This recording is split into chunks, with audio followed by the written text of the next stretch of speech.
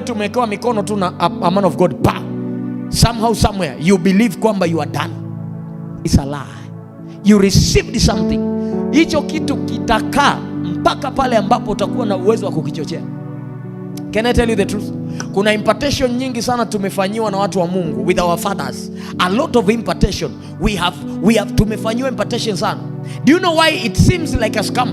Unajua kwa nini inaonekana kama tulitapeliwa au tulidanganywa na baba zetu? Sio kwamba tulitapeliwa. Mtoto wa Mungu nisikilize. You are not scammed. Capacity hauna. Energy hauna.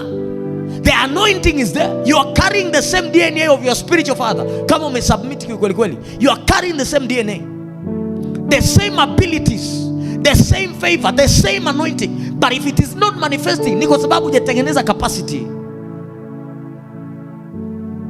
Hujatengeneza capacity. That's it. In prayer.